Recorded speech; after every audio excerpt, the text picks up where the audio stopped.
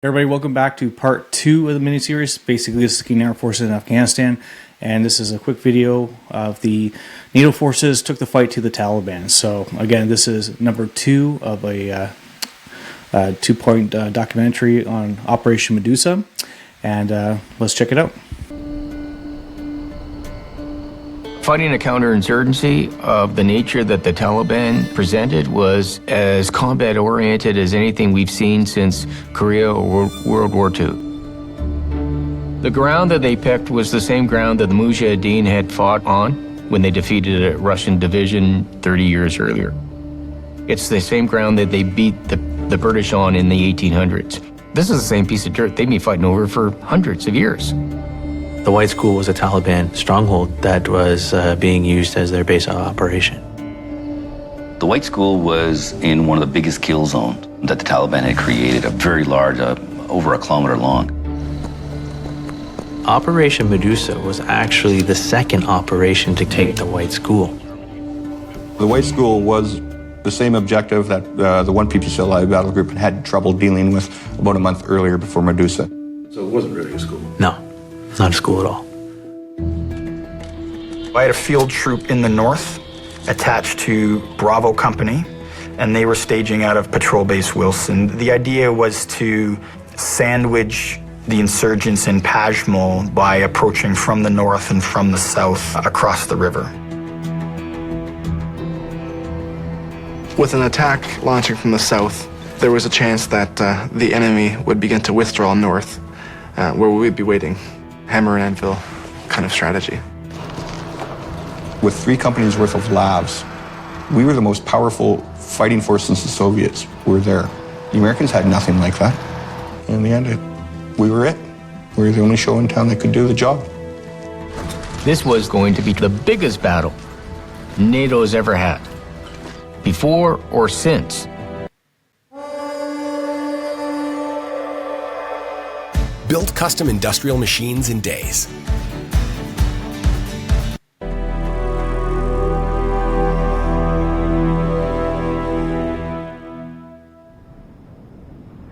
The orders were they're going to do 3 days of aerial bombings. So they were going to soften the defenses up of the Taliban.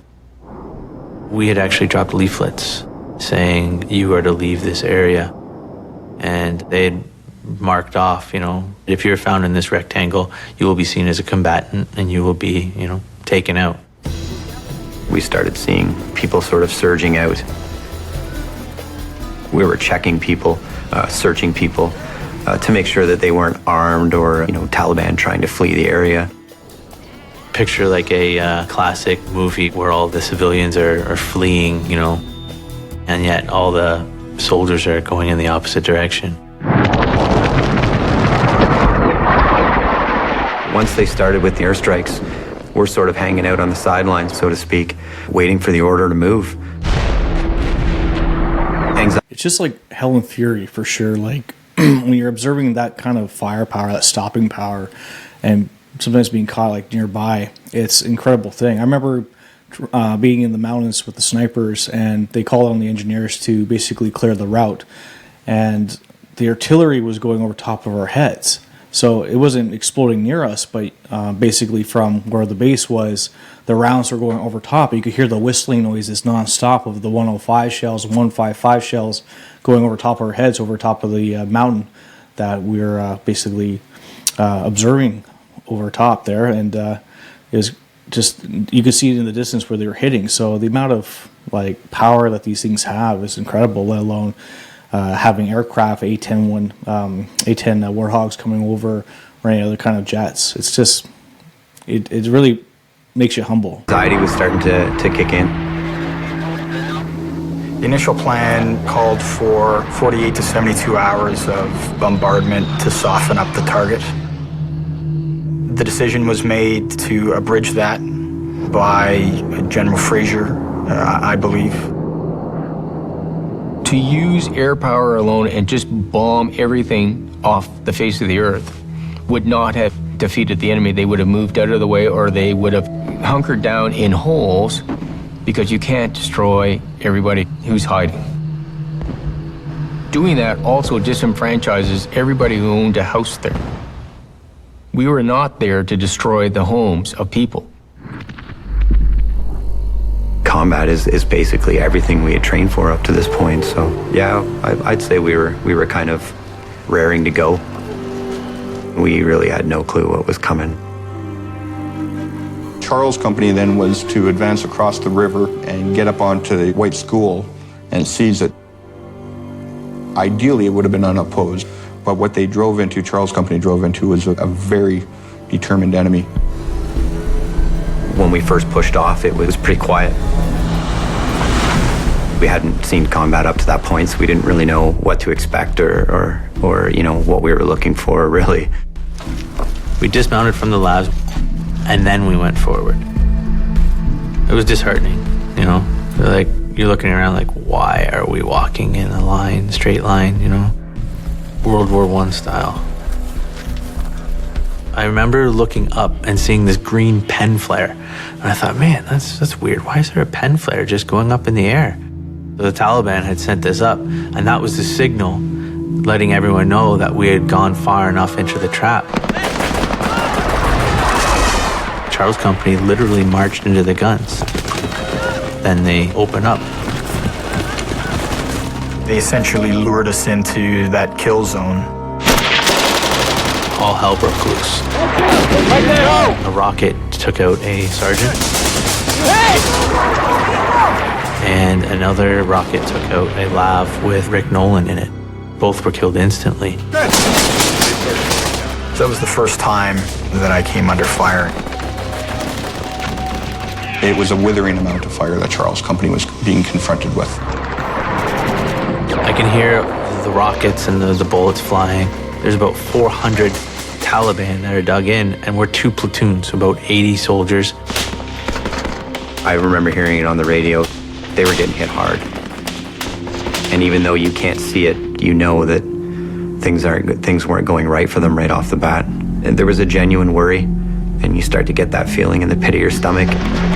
So most of the munitions the Taliban had were leftover Russian ordnance. So they had like AK-47s, they had Rushnikovs, they had anything you could think of. The standard Russian sniper rifles as well. Very few of them had that. Like, we found everything you could think of: mortars, rocket launchers, RPGs. They had old Russian grenades. Anything they could scrounge or was given to them through Pakistan or China or whatever, through like any black trades market that they could get their hands on, they had it. So it was really guerrilla warfare, and it was really challenging because you didn't know who the target was. Like in a typical war, like you would see in World War II, you would know what the Germans looked like. You would know what the Americans looked like. It's almost like two competitive people playing on a professional sport. You know what team is what team. In this, you had no idea. They all wore civilian clothes. Nobody identified who they were. They would fire a rocket at you on one side of a compound, and they would put it down behind the wall and walk across the other side of the compound with no munitions. So you couldn't engage with those people. And it's just the way that the rules of engagements were at that time. No time did I ever feel like anybody had overall control. People didn't know whether they were coming or going. It was chaos. Frank Mellish actually took over this section. He was meant to be a soldier. Like, he was born with a rifle and standing at attention. It was at that point that this black football-esque metal object screamed right by me. It was a rocket. And it was at that time that I realized Frank was no longer standing there. Frank had been killed by this rocket, along with Private William Cushley. Let's go. Move back. Hey, let's go. We're moving back. We had our asses handed to us. We lost. I'm all right. It was devastating. We were rock stars till that point. We were indestructible to that point. You know, nothing had really happened to us. And that just, it brought everything crashing down. There's a way. I think every single Canadian needs to know this in our education system. They need to know how hard that we fought over there, how hard that we fought for that flag, And to see it being burned today by like people and protesters, it's just absolutely appalling, disgusting behavior that we're accepting at this point. So I can't wait for a change of government right now, but like it needs to be a change. Like these people have sacrificed themselves to be somewhere to help some nation better themselves, just to be killed out by mercenaries. Like just appalling. Of responsibility that goes on a commander's shoulders that I don't think unless you've ever been a commander, you understand and appreciate how lonely it is and how much of a burden that is. Everyone thinks about killing the other person, but you actually are going to kill your own people, and you can't avoid that. If you thought that fight that you've just gone through was bad, tomorrow is going to be absolutely worse.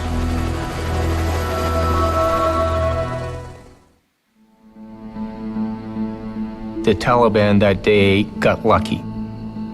Charles' company had done a great job getting onto the objective, but the Taliban got lucky and killed 2 NCOs and 2 soldiers. And as a result of that, we had to recock and attack again onto the same ground. The next morning we had our orders. We were going to cross again, and we were going to do the show of force again. One of the opening salvos was going to be a strafing and bombing of White School by A-10s on the morning of the 4th. And that's exactly what transpired, or where things started to go wrong again, as we now know. The way the sun rises in Afghanistan is such a weird way. There's this hazy, dingy light that comes up. The sun was trying to cut through this smog, this pollution, this filth. I remember seeing the A-10 circling around us, and I remember looking up at it, and I was like, oh, it's a good feeling to have that there, It's a formidable aircraft. It's deadly, absolutely deadly. I watched the A-10 roll in. We all let out our cheer because the A-10, when it does roll in and let loose its cannon, makes an incredible kind of a chainsaw ripping noise. It's such a haunting sound. I don't even know how to explain it. It's loud, and it sounds like almost like a moose call, but it echoes. Just echoes off the mountains. It's so loud. And the next thing I know, I'm tossed in the air. I remember I land face first and skidding across the jagged rocks and this dust. I remember marveling at the aircraft, and I was like, I turned to the guys over the side, and I was like, looks like somebody's getting breakfast, or it looks like somebody's eating it, or something to that effect. I remember that incident. This is when 10 Canadian soldiers were killed or injured because a friendly fire incident happened with the American forces with the A-10 Warthog. And this was just like a big mistake that just did not need to happen. And there's chaos, definitely when it comes to war. But like to lose that many people from theater, that many professionals because of a stupid error, I don't know. It's just things you just never want to read about in the newspaper. It was then that the blood began to pour down my face. And I'm trying to catch it with my hands. I'll try to save it, I guess. And as I'm trying to save this blood, it begins to overflow. There's so much blood pouring into my hands that I have like a handful, like when you wash your face and you let it fill up. I sit before you as a man that knows what it's like to feel the wind on his exposed brains. What turned out to have been an American A-10 Warthog had accidentally strafed us. And the pilot was looking at Charles' company's garbage pit where they had eaten breakfast and were burning their garbage before mounting their vehicles to fire me in. And so when the pilot had rolled in, instead of rolling in on the school, he rolled in on Charles' company with a couple of bursts of his cannon. The radio cracked, and there was pure panic on the other end of that radio. I remember them saying friendly fire, and my stomach just sort of sunk right there. I felt sick. I remember throwing up over the side of the vehicle. And how bad is it? 1 killed, 34 wounded. And it was just like, I remember, I repeated the number and I said, what? And so essentially the Battle of Panjwai was over for me. And in the 48 hours, 8 platoon had gone from 40 to 5 from either killed or wounded. That's something I'll never forget. It's not the way soldiers are supposed to go, you know? Not friendly fire. Where are we going to go with this next? We've now made 2 attempts on this and stalled. We had to regain our momentum. We needed to do something. We had to take the fight to the enemy, and what were we going to do? It had to be done rapidly, because now we're on the world stage, and the Taliban are watching. We are the only people here on the ground, right? We need to sit here and figure out how we're going to take this objective, because there's no one going to come down here and help us. It is us, what we got on the ground. It was decided that clearly if the Taliban now have amassed and concentrated their force south to confront Charles' company, they must have left the back door open near me. I would attack from the north.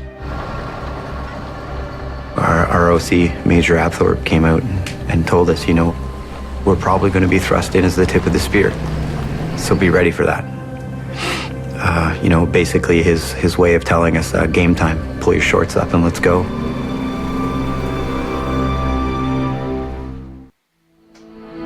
This is it.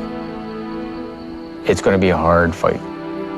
We will succeed in this effort and defeat an enemy in a very small piece of ground, but a very important piece of ground here. We recock yet again. We're not going to show the Taliban for a third time where we're coming from. We're going to slowly move down from the north and come down and build our own road to nullify the IED threat with all the roads that are there. So we take 2 bulldozers and we create our own path. The Canadian bulldozers that I had in my inventory, our heavy equipment is, it's old. Major Gasparotto wasn't happy with the state of the armor and the equipment. Tapping into the ingenuity of the sappers, they found their own armor. They welded it onto the civilian equipment. We did our very best to make these bulldozers and the rest of the heavy equipment as safe as possible. Canadian combat engineers Mad Max the shit out of these bulldozers. Like, we created as much armor as we possibly could, welded it on top of other armor, and made the most badass like tank that could go through anything. And yeah, I know some really amazing heavy equipment operators, and they might be able to see it in the segment, but yeah, like just one of the operators, there was an ambush and he used the actual bucket of it to save a bunch of soldiers from fire. They were able to get in there, kind of like block the fire coming in and get them out of there to safety. So some amazing things can be done with equipment like this. The soldiers called it Mad Maxing from the movie. I formed the company up on the night of the 10th to give them the pep talk, to give them the speech that a commander ought to give them, that we're going to go into battle, to prepare yourselves and so forth. But I wanted everybody to remember the significance of September 11th, 2006, that would be the day that we finally really took the fight deep into the Taliban heartland at that point of where we were going. Very soon after, we began to launch our offensive from Patrol Base Wilson south towards the White School. Scared, excited. Excited and scared. Anybody that says they weren't scared was probably a liar. We moved in a highly methodical manner whereby artillery and aerial bombardment would hit the enemy positions on the front line. Infantry dismounted would then sweep out to take that new line, which would then allow my dozers to move forward and create a breach or a lane in the grape fields or over the wadis, which then would allow the lavs to come forward. I remember thinking a lot of things during the firefight. Is this real? Go, go, go! It was exciting. It was exciting. When I say it's fun, I can think of a lot more fun things to do than being shot at, or even having to shoot at another human being. You know, I wouldn't call that fun. They were prepared to die for their cause. These roads, the intelligence told us, were full of IEDs, and we found hundreds of them. The enemy places roadside bombs and IEDs along roads. So the best way to not fall victim to an IED is to avoid roads. It involved collateral damage, but it also resulted in avoiding IEDs. I remember telling the task force, destroy as little as you possibly. You probably just saw the last vehicle there. So we were working with the Americans as well as the British on different operations throughout the whole campaign. And whenever we would try to create a new road, we would even take advantage of the low tide in rivers, depending on how hot the season was, and because it'd be less IEDs on the rivers that you could drive through as if they were roads. There's nothing but pebbles and rocks on there, very solid. They weren't too deep, so you didn't feel like you're like, you had overhead, positioning around you to cause an ambush by any means, and they didn't expect us to do that. Possibly can, because people have to move back there afterwards. Knock down walls, which we can rebuild, but try not knock down the whole compound, which we don't have to do. So when the families come back, we don't become the enemy. I remember. So that's an engineer tank vehicle right there that has an excavator on the back, and that swivels around, and that can be used for many different purposes, for helping extract other tanks and vehicles or labs, building dugouts, building berms up, helping with any minefields, that kind of stuff. It's just an excellent piece of equipment, and the operators are amazing. One bulldozer, I remember watching the guy bulldozing with the optics on the vehicle, and he hit an explosive device. And whether it was an old landmine or it was something that they had planted, but he hit an explosive device in front of his vehicle. I remember seeing the huge plume of dust. There was so much chaos going on, they couldn't figure out who it was, and that's when we heard Josh's name over the radio. What's his full name? Joshua James Kluge. Really, in the end, it took a friend dying to make me realize that this was a horrible, horrible thing. You mean the war? Just war. War is a terrible, terrible thing.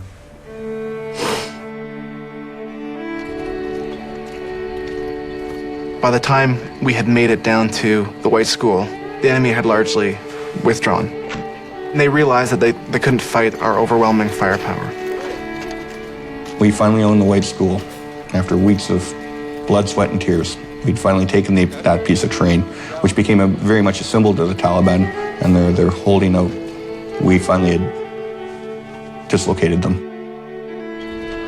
Operation Medusa, certainly the shooting portion of it had come to an end. Success. The mission was achieved in the end, yes. Following our successes on Medusa and their losses, the Taliban truly realized the absolute overwhelming amount of firepower we were bringing to bear. And even in any dedicated man's mind, there comes a point of futility of why am I going to stand here? I can run away and fight another day. Our assessment is we've probably killed 1,000, which is just disgusting a number. So we probably killed most of their command and control in the area. It was just horrendous.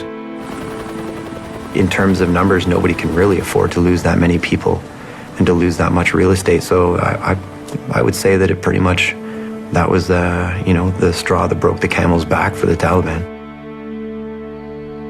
And so, in classic insurgency fashion, they further blended and they withdrew.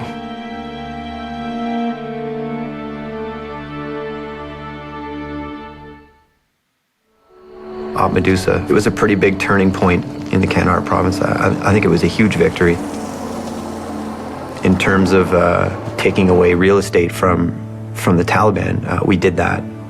We took away part of their control, loosened their grip. We basically, we kicked them out of their home, took them out of their birthplace. We took it away from them. I sincerely believe that Medusa was the battle that saved Kandahar and protected the legitimate government of Afghanistan. Without it, I believe that the insurgency would have spread like a cancer through the suburbs of Kandahar city and completely toppled that local governor. And then the rest of the country would have followed. So Operation Medusa showed the resolve of both the coalition and the government of Afghanistan to stop the insurgency from spreading. After the Operation Medusa, they changed their tactics from coming into a direct fight with us to the traditional guerrilla warfare. But what ended up happening was we didn't look at the root cause that caused this whole issue, so population went back to supporting the Taliban, and the Taliban came with even greater resurgence because said, see, here you thought they were really going to help you, they didn't again, did they? We were doing, I think, a lot of the right things. We were not going to win that conflict in the year that we were there. All we could do is just move the yardsticks a couple inches down range and hand it off to the next guys, because this was a conflict that was going to be measured in a generation or two. We wear the watch, but they have the time.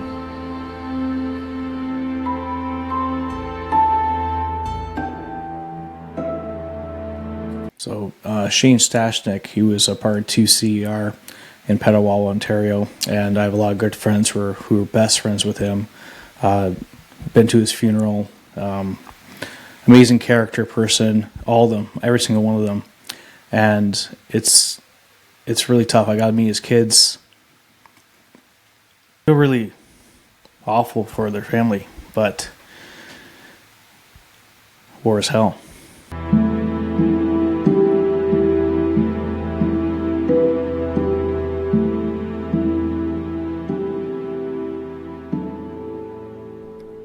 Anyways, everyone, hopefully you liked that one. It's really humbling to see the achievements Canada has really tried our best to do within Afghanistan and the soldiers that we lost, trying to get them into a position where they could actually look after themselves. Unfortunately, in 2025, now the Taliban has taken over, so it kind of feels like everything we've done over there was in vain because the Americans pulled out after taking over for us. But you can't prolong a war like this if the citizens are not willing to change. And it goes back down to education, if anything. So anyways, guys, hopefully you like that segment. Don't forget to like and subscribe. Have some more ones like this, I think, down the road.